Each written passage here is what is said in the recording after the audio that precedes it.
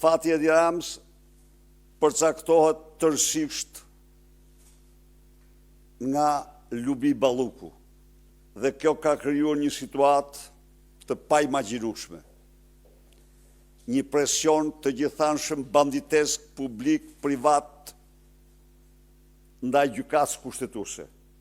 Edi Rama kërkon me çdo kusht të mbrojë Lubin, mbasi ajo çdo ditë i betohet që në krah do të kem ty në qoftë se më lëshon.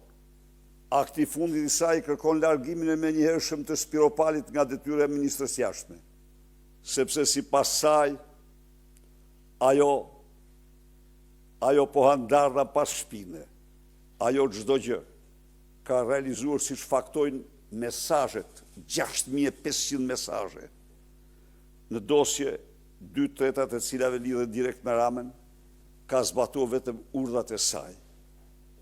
Situata është edhe më dramatike dhe po kundërmon në mbar Europën, në kancelaritë europiane dhe kudo nuk flitet gjë tjetër vetëm për akshin. 2 arsye.